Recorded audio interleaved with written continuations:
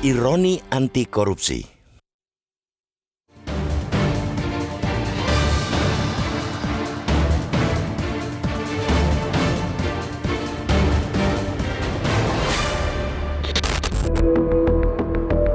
Manis di mulut, lain di hati, lain pula di tindakan. Peribahasa itu menggambarkan perilaku manusia yang bisa memiliki 2 hingga 3 kehidupan di saat bersamaan. Omongan bisa sangat mulia, tetapi kelakuannya justru busuk. Ketidakjujuran, sikap hipokrit, kepalsuan, atau apapun istilah lainnya menggambarkan perilaku seperti itu. Celakanya, kelakuan seperti itu tidak jarang diperlihatkan oleh sebagian pemimpin bangsa yang mestinya menjadi tauladan. Di momentum Hari Anti Korupsi sedunia ini, misalnya, publik disuguhi kelakuan pejabat yang kerap berpura-pura bersih, padahal mereka sedang menunggu giliran ditetapkan sebagai tersangka. Sebagian bahkan jadi tersangka, bahkan sudah divonis tetap. Mereka yang ikut memaki-maki korupsi, padahal mereka sendiri bagian dari lingkaran setan korupsi.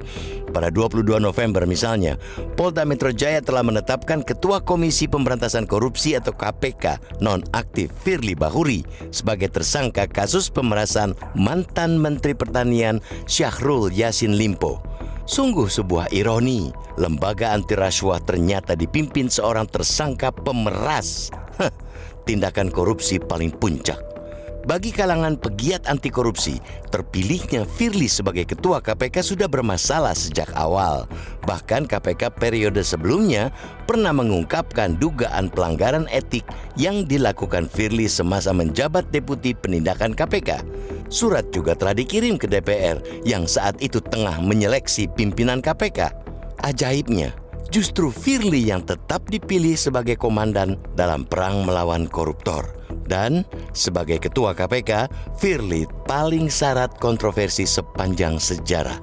Selain persoalan kode etik dan kepantasan, Firly kerap tersangkut kasus membocorkan informasi operasi tangkap tangan. Firly sempat tidak menghadiri pemeriksaan Polda Metro Jaya pada 7 November dengan dalih menghadiri roadshow bas anti korupsi di Aceh. Padahal kegiatan itu berlangsung pada 9 sampai 11 November.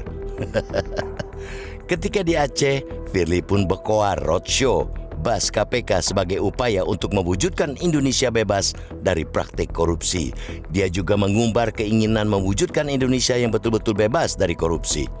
Di kesempatan itu, Firly pun mengajak semua pihak untuk bekerja sama dalam memberantas korupsi, sebagaimana tema Hari Anti Korupsi sedunia kali ini, yakni Sinergi Berantas Korupsi untuk Indonesia Maju. Entahlah, apa ada lagi yang masih mau mempercayai omongannya saat itu?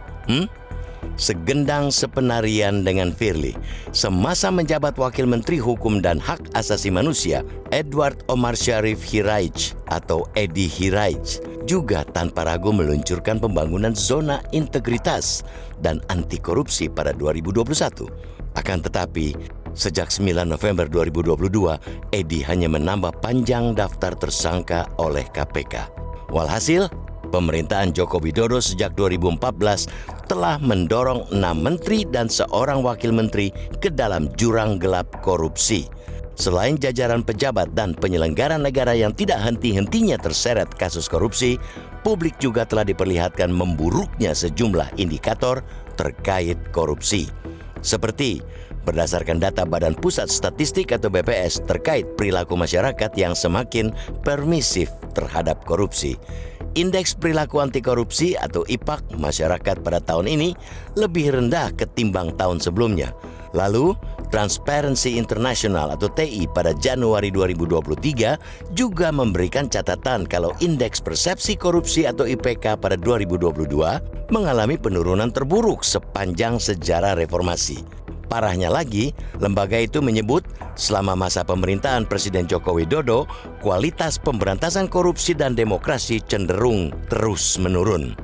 Di tengah kemerosotan ini, publik hanya bisa berharap akan ada perbaikan yang dilakukan para pemimpin.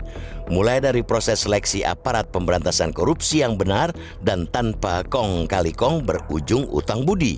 Selain itu, sistem pencegahan korupsi yang mumpuni serta penegakan hukum yang adil dan tidak hanya tajam ke bawah dan ke samping kiri, namun tumpul ke atas dan ke samping kanan. Akhiri sudah ironi dan hipokrasi dalam pemberantasan korupsi. Ikan busuk berawal dari kepala, baru merembet ke tubuh lainnya. Karena itu, bila mau mengakhiri kebusukan, mulailah dengan membersihkan atau mengamputasi kepala, baru bagian tubuh yang lain.